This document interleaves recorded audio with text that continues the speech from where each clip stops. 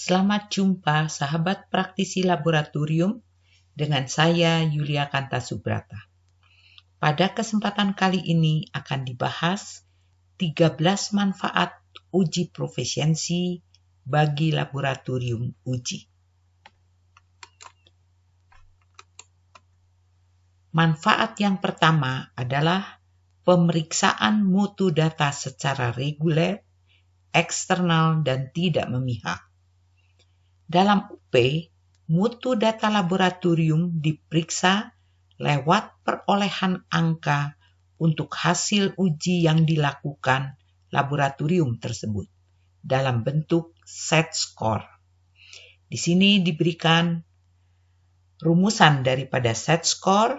Set score adalah XI, yaitu hasil yang dilaporkan setiap laboratorium atau masing-masing laboratorium dikurangi dengan X besar, yaitu nilai yang ditetapkan untuk bahan uji profesiensi yang dibagikan, dibagi dengan SDPA, singkatan dari Standard Deviation for Proficiency Assessment, suatu nilai standar deviasi bagi profesiensi terkait.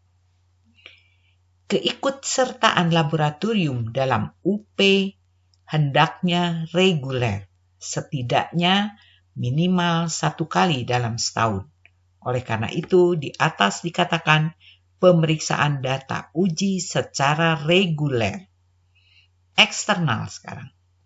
Penyelenggara uji profesiensi, kita singkat sebagai PUP, adalah pihak di luar laboratorium.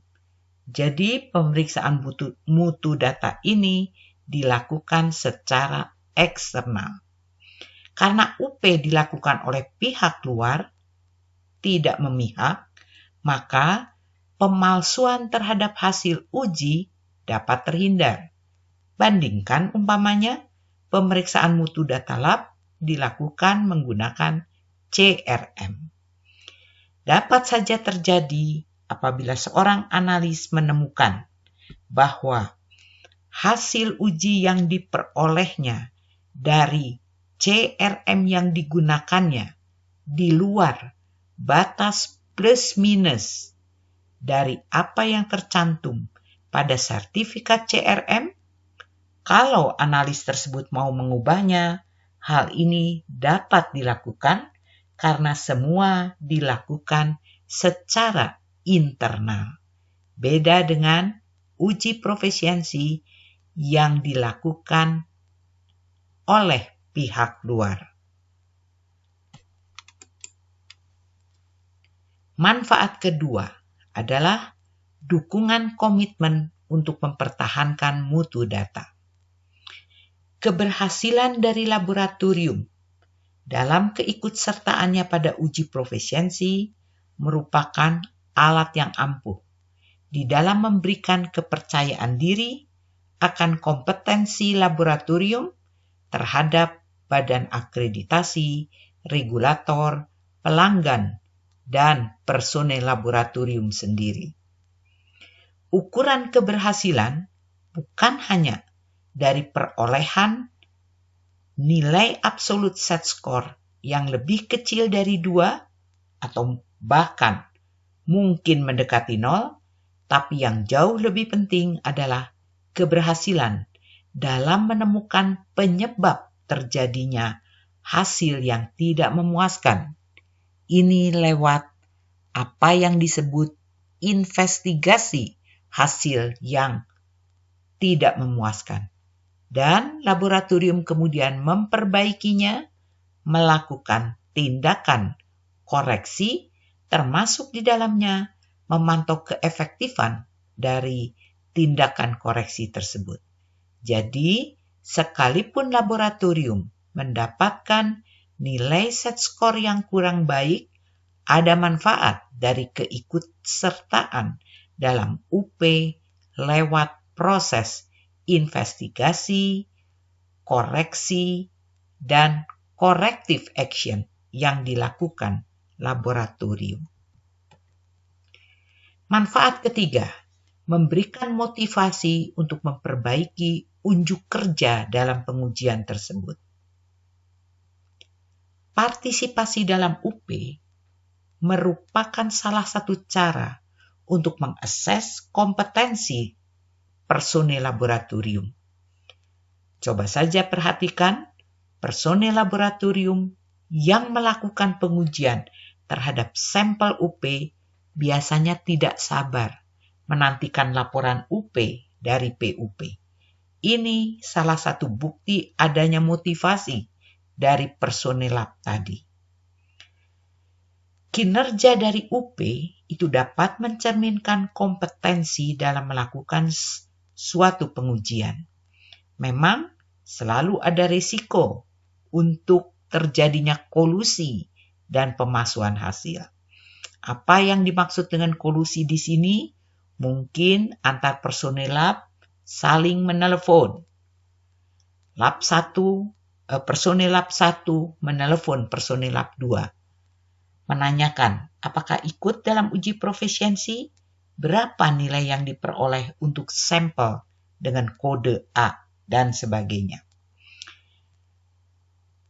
Ada pengalaman dari suatu pemalsuan hasil, yaitu pada satu saat dibagikanlah contoh UP berupa pupuk KCl palsu. Pupuk KCl biasanya mengandung kurang lebih 60% K. Karena pupuk tadi palsu, maka K yang terkandung hanya 0,6% saja.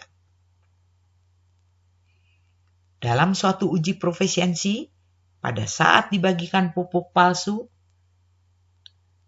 terjadi ada beberapa laboratorium peserta UP yang melaporkan hasil 60%. Ini adalah suatu bukti terjadinya pemalsuan hasil. Dan PUP punya cara untuk mengatasi masalah kolusi atau pemalsuan hasil. Jadi, merupakan peringatan bagi laboratorium peserta untuk tidak melakukan baik kolusi maupun pemalsuan hasil, karena manfaat uji profesiensi menjadi berkurang apabila hal tersebut dilakukan. Manfaat yang keempat, mendukung peningkatan mutu sesuai standar untuk keperluan akreditasi atau keperluan lainnya. Melalui uji profesiensi, laboratorium dapat mengidentifikasi masalah yang terjadi dalam laboratorium. Juga melalui UP, kesesuaian metode uji laboratorium untuk digunakan pada matriks berbeda dapat terperiksa.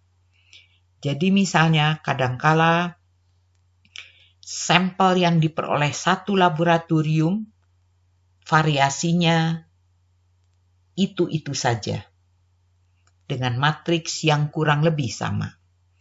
Suatu saat apabila laboratorium mengikuti uji profesiensi dengan matriks berbeda, maka apabila ternyata metode uji yang dipunyai laboratorium dapat digunakan untuk matriks berbeda, maka secara tidak langsung laboratorium dapat memperluas ruang lingkup pengujiannya. Tapi apabila ternyata tidak sesuai pun ada gunanya, karena modifikasi terhadap metode dapat dilakukan dengan lebih terarah, didasarkan atas hasil UP-nya. Apakah set skor yang diperolehnya set skor positif atau negatif? Berarti penyimpangan positif atau negatifkah yang diperoleh laboratorium? Dengan demikian, laboratorium dapat mengarahkan pengujiannya atau memperbaiki pengujiannya ke arah yang sesuai. Nah, salah satu persyaratan untuk mengajukan akreditasi memang adalah pernah berpartisipasi dalam uji profesiensi. Jadi, keikutsertaan dalam UP dibutuhkan apabila laboratorium memang akan mengajukan akreditasi atau sudah terakreditasi. Kalau sudah, merupakan kewajiban bagi laboratorium untuk ikut serta dalam uji profesiensi secara reguler.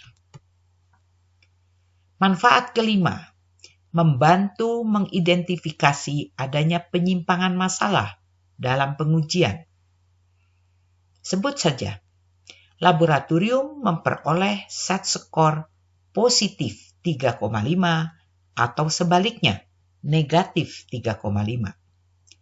Penyimpangan positif berarti hasil uji lab lebih besar dari yang seharusnya. Penyimpangan negatif berarti hasil uji lab lebih kecil dari seharusnya. Nah, dengan perolehan angka set skor tadi, laboratorium akan dapat mengidentifikasi terjadinya masalah melalui apa yang disebut CCP dari metode uji yang digunakan. CCP adalah Critical Control Point. Diberikan contoh di sini, katakan dalam uji profesiensi pengujian protein menggunakan metode Kiedal, laboratorium memperoleh set skor sebesar min 3,5. Maka segera dalam investigasinya, salah satu penyebabnya mungkin terjadi kebocoran pada alat destilasi sehingga tidak seluruhnya NH3 tertangkap dalam larutan asam borat untuk kemudian nanti dititrasi dengan HCl. Apabila tidak seluruhnya NH3 tertangkap akibat kebocoran tadi, maka hasil yang diperoleh pasti lebih kecil dari seharusnya. Kemudian, contoh lain misalnya, pada pengujian kadar logam menggunakan AAS, laboratorium memperoleh set skor sebesar positif 7. Terpikir oleh laboratorium kemungkinan penyimpangan positif disebabkan adanya kontaminasi dari alat gelas yang digunakan pada pengujian dengan AAS. Kita ketahui bahwa apabila kita menguji menggunakan AAS, seluruh alat gelas yang digunakan harus selalu dibilas dengan asam. Dalam hal ini dapat digunakan HNO3 6N. Mengapa? Karena dinding dalam gelas dari alat tadi mudah menyerap logam. Apalagi apabila sebelumnya, katakan saja labu takar digunakan untuk menyimpan stok solution dari logam dengan konsentrasi cukup besar.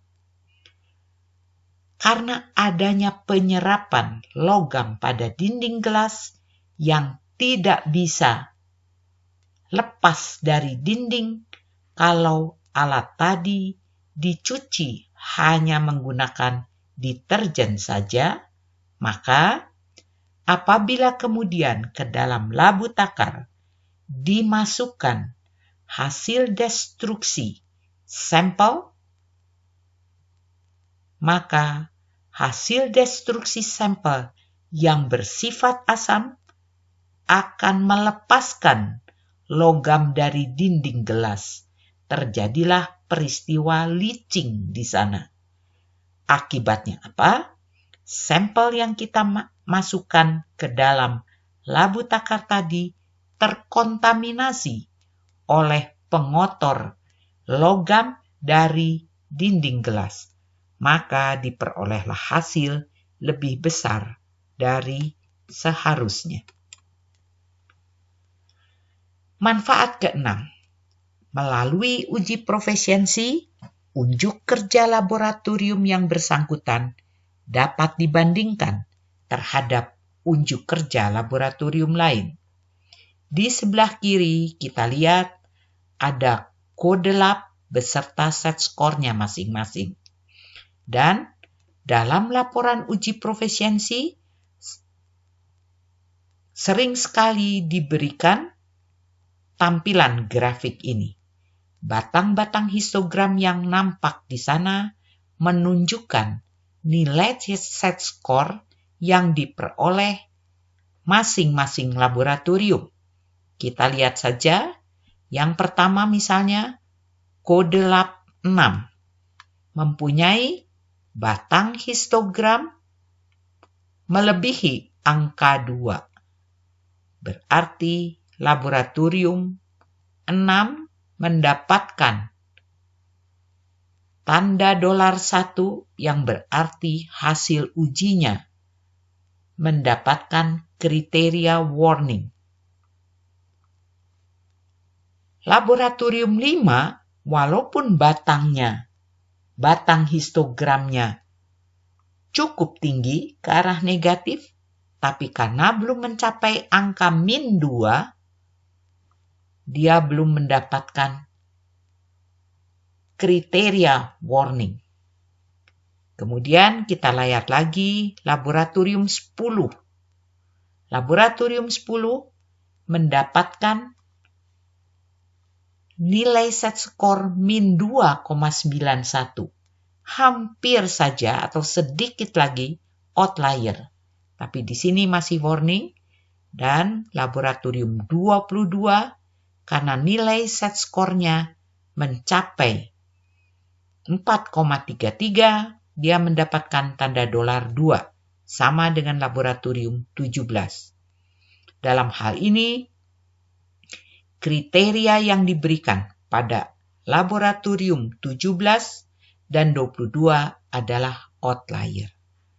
Nah, dengan tampilan grafik seperti ini, maka kita sebagai peserta uji profesiensi dapat membandingkan batang histogram yang kita peroleh terhadap histogram laboratorium lainnya. Manfaat ke-7, melalui uji profesiensi ada umpan balik yang bersifat praktis teknis bagi laboratorium yang bersangkutan.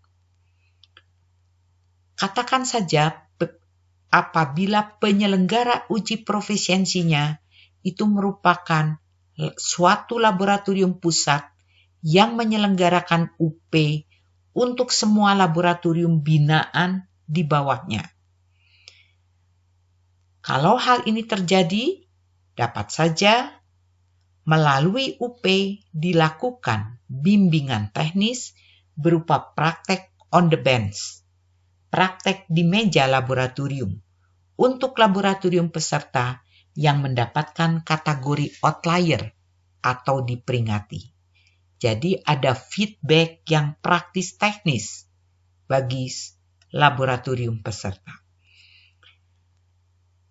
Bimbingan on the bench ini pernah dilakukan untuk laboratorium di bawah satu jaringan kerjasama pada tahun 1997, sudah lama berselang, yaitu untuk 26 laboratorium pangan di Indonesia di bawah jaringan kerjasama Indonesian Food Analysis Network dan Asia Pacific Food Analysis Network.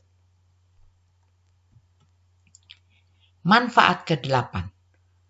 Uji profesiensi merupakan cara QC yang baik pada keadaan di mana bahan acuan atau reference material tidak tersedia.